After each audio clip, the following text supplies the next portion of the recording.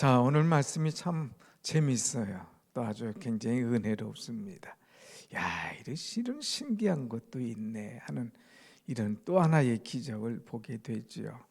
오늘 22절 말씀 보면 갈릴리에 모일 때에 그랬어요. 제자들이 갈릴리에 모였습니다. 두 그룹으로 흩어졌던 제자들이 모였어요. 한 그룹은 예수님과 함께 변화산에 올라가서 놀라운 예수님이 변형의 모습, 영광의 모습을 보았죠. 또 한 그룹은 아래에서 있는데 갑자기 간질 들린 아들, 이 아들을 데려오고 아버지가 와서 내 아들의 이 간질 고쳐달라고 애원을 하죠. 물에도 들어가고 불에도 들어가고 고생합니다. 그런데 이 제자들은 그 병을 고치지 못했죠. 예수님께서 변화산에서 내려오셔서 그것을 이제 마무리 딱 해주지 않습니까? 그 간질 들린 아이의 병을 고쳐주십니다. 그리고 너희는 왜 이것이 안 되는 줄 아느냐? 제자들이 주여 우리는 왜 안 될까요? 기도 외에는 이런 방법이 없어. 기도해야 돼. 기도. 이 말씀을 다 하시고 그 다음에 제자들이 갈릴리에 모였습니다. 모였을 때에 예수님께서 또 말씀하시는데 그게 뭐냐? 22절 인자가 장차 사람들의 손에 넘겨져 죽임을 당하고 제3일에 살아나리라 하시니 제자들이 매우 근심하더라 하는 말씀이에요. 이 말씀은 가이사랴 빌립보에서 주님께서 이미 하신 말씀이에요. 그것을 또 반복하십니다. 주님이 이제 죽으신다 이거예요. 그리고 3일 만에 주님 부활하실 것이다 하는 얘기예요. 처음에 이 말을 들었을 때에 베드로가 주여 그리하지 마옵소서, 주님이 돌아가신다니요. 그게 무슨 말씀입니까? 하고 그렇게 하지 말라고 막 주님에게 오히려 그냥 어떻게 그런 얘기를 할 수 있느냐고 이야기를 하죠. 그때 주님은 사탄아 물러가라 하면서 내가 하나님의 일을, 하나님의 생각을 알지 못한다 하면서 야단을 치셨죠. 이미 한번 야단을 맞은 베드로이기 때문에 또 주님이 죽으신다고 말씀하실 때 그리하지 마옵소서 말은 못하고 매우 근심하더라고 하는 거예요. 근심. 자, 이렇게 근심한 베드로가 가버나움에 왔습니다. 자, 24절 말씀 보면 가버나움에 이르니, 예수님의 활동 무대가 가버나움이죠. 그런데 가버나움이 이르렀을 때에 반세계를 받는 자들이 베드로에게 나와 이르되 너희 선생은 반세계를 내지 아니하느냐 하는 거예요. 이거는 여러분 이해를 잘해야 돼요. 반세계를 이제 받는 자들이 베드로에게 왔어요. 너희들의 선생은 반세계를 내지 않느냐 하는 질문이에요. 이게 무슨 말일까? 이 반세겔이라고 하는 것은 성전의 세예요. 세금. 이걸 로마에 바치는 세금이 아니라 유대인 자체적으로 걷는 세금이에요. 그런데 이 반세겔이라고 하는 것은 출애굽기 30장 13절에 나오는데 성전세예요. 성전에서 일하는 자들을 위해서 이제 바치고 그들의 수고를 이제 나누기 위해서 드리는 이 세예요. 그런데 왜 이 반세계를 받느냐? 생명, 하나님께서 우리의 생명을 지켜주셨다 이거예요. 그들이 이제 이쪽에서 애굽에서 있다가 출애굽하면서 그들의 생명을 하나님께서 완전히 보호하셨지 않습니까? 그러니까 생명세, 생명의 하나님 앞에 주신 거 감사하면서 남자들은 다 내라 이거예요.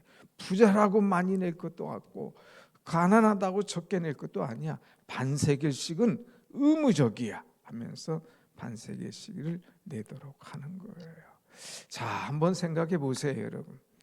지금 예수님이 돌아가신다고 하니까 마음에 근심해서 기쁜 마음이 아니고 이렇게 집에 왔는데 집에 오니까 이 세금 고지서가 탁 나온 거예요. 세금 고지서 좋아할 사람 어디 있어요? 야, 세금 나왔네, 할렐루야 할 사람이 어디 있어요? 세금은 다 좋아하지 않거든요. 그 집에 오니까 세금이 딱 나왔어. 마음에는 근심인데 세금 고지서 가지고 보니까 더 기분이 씁쓸하잖아요. 아, 이런 베드로. 그런데 이 베드로가 이 세금 고지서가 나왔는데 이 세금 고지서 받는 사람이 또 아주 비아냥거려요. 야, 너희 선생은 왜 반세계를 내지 않냐 하면서, 아, 자기에게만 물어보면 되지 왜 선생을 갖다 등록거려? 선생, 요새 선생님들이 아주 곤욕을 치르잖아요. 왜 자꾸 선생을 갖다 들먹거려? 선생 때문에 힘들어요. 그런데 이 베드로가 그 말을 듣고 뭐라고 말하냐? 너희 선생은 왜 반세계를 내지 않느냐 할 때에, 일반 같으면 왜 선생님을 나한테 들먹거려? 그 선생님이 낼 거지.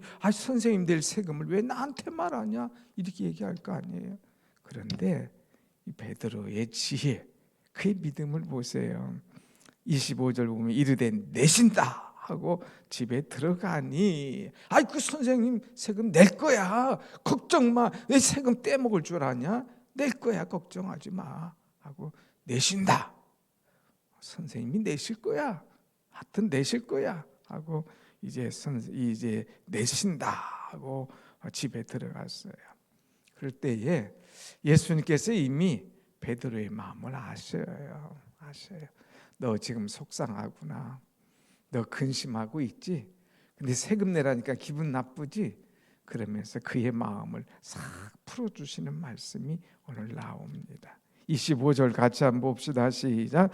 이르되 내신다 하고 집에 들어가니 예수께서 먼저 이르시되 시몬아, 내 생각은 어떠하냐? 세상 임금들이 누구에게 관세와 국세를 받느냐? 자기 아들에게냐 타인에게냐 하는 거예요. 자, 주님께서 묻습니다. 야, 내 생각은 어떠냐? 지금 이 성전세 반세계를 내는 것이 옳으냐 그르냐? 너가 볼 때는 어떻다고 생각을 하느냐? 그러면서 질문이 하나 있죠. 세상의 임금은 누구에게 관세와 국세를 받느냐?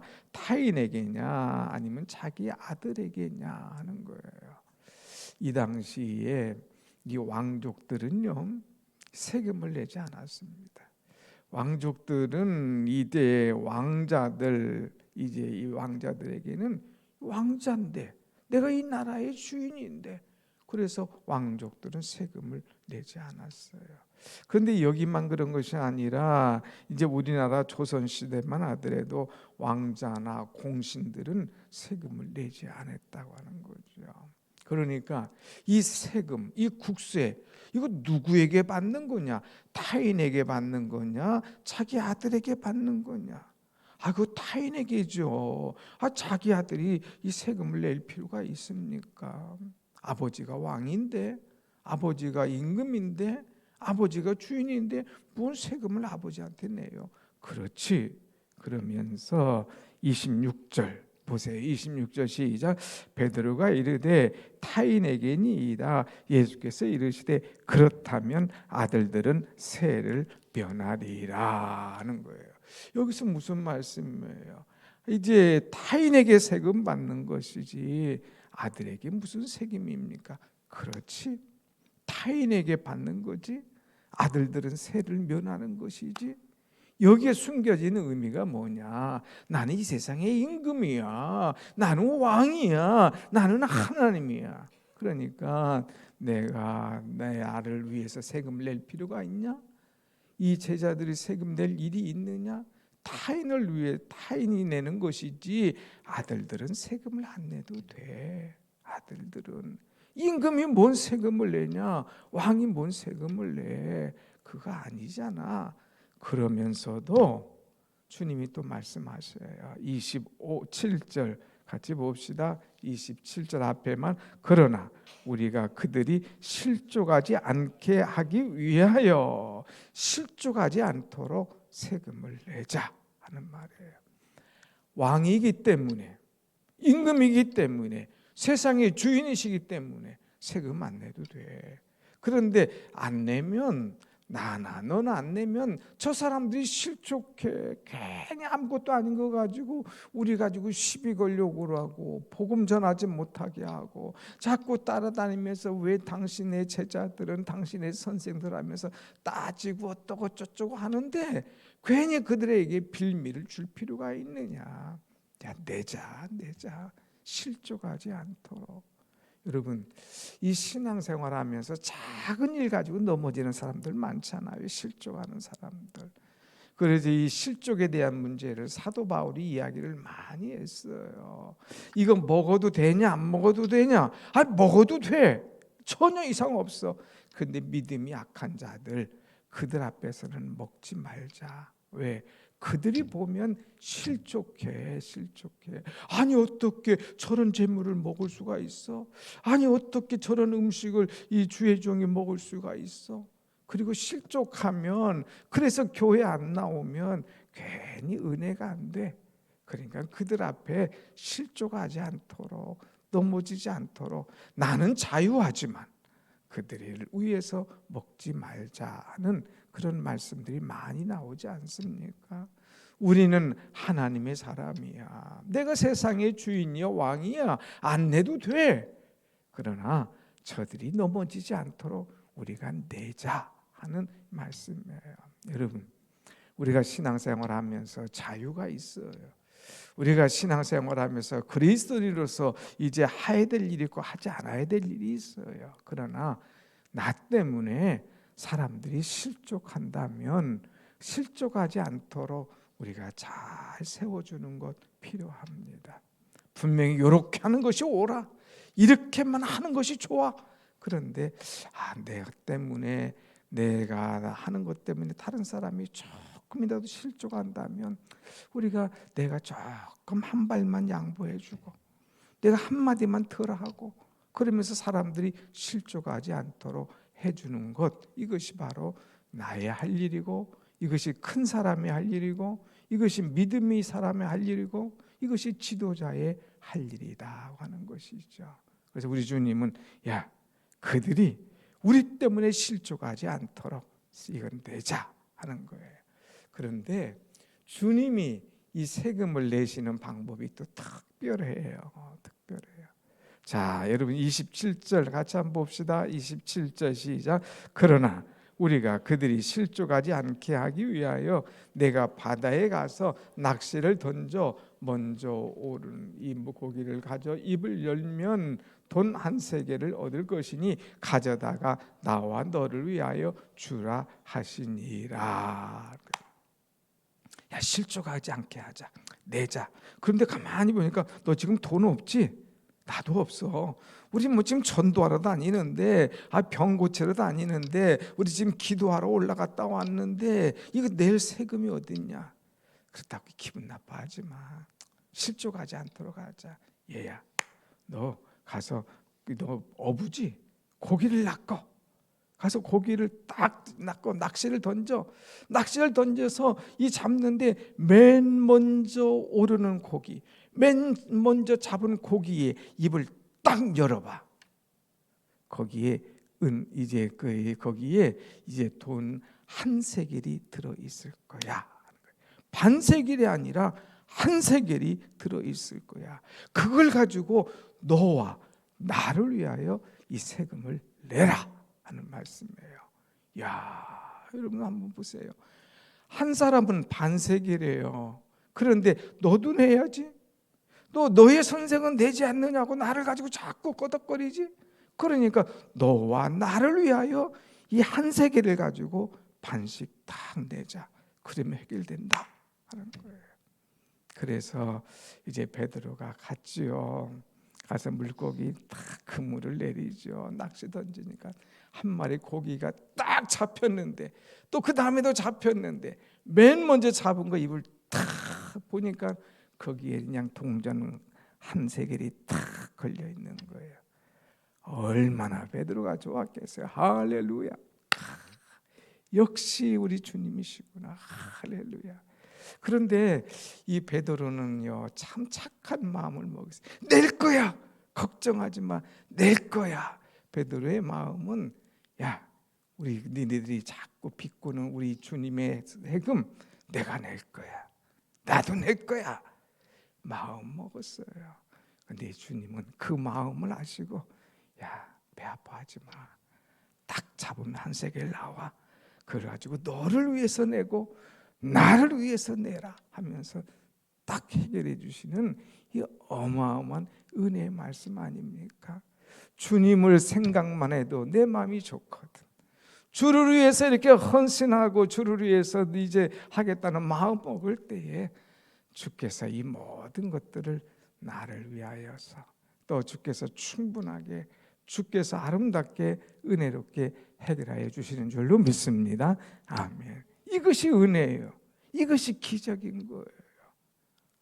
주님은 이 기적이 참 많았잖아요. 귀신 들린 거 나가게 하고 병든 자 낫게 하고 죽은 자 살리게 하고 풍랑 잔잔하게 하고 이것만이 아니라 고기를 잡았는데 처음 잡은 데서 한 세겔이 있을 것이다 말씀하셨는데 탁 던지니까 잡은 거, 이거 놀라운 은혜 아닙니까?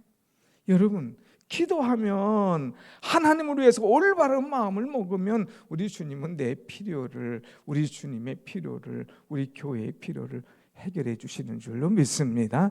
아멘. 이것이 은혜예요. 그런데 어떤 사람은 또 딴 생각에 기왕이면 금화 한 세겔을 딱 물었더라면 얼마나 좋았을까. 그러면 다른 제자들 것도 다 내줬을 텐데. 그거 좋을 것 같아요. 생각지도 않은 거 생기면 딴 생각해요. 생각지도 않은 거 얻으면 자꾸 더 필요 없는 거 요구하는 거예요. 그 주님은 베드로의 마음, 그 마음을 알고 그에게 지금 필요한 것, 또 그의 마음을 아시고 축복하시는 이 주님을 볼 수가 있습니다. 그래서 오늘 한 세겔의 문제, 성전세의 문제, 사람들의 마음에 이제 시험 들지 않고 실족하지 않게 하시는 문제, 또 우리의 기도를 들으시고 넉넉하게 해결해 주신 주님을 우리가 생각하면서 항상 은혜 속에 살아가며 또 자유와 질서와 또 의무를 잘 감당하는, 또 우리가 서로 사랑하며 축복하는 은혜의 삶을 날마다 이루기를 간절히 축원합니다. 아멘. 기도하겠습니다.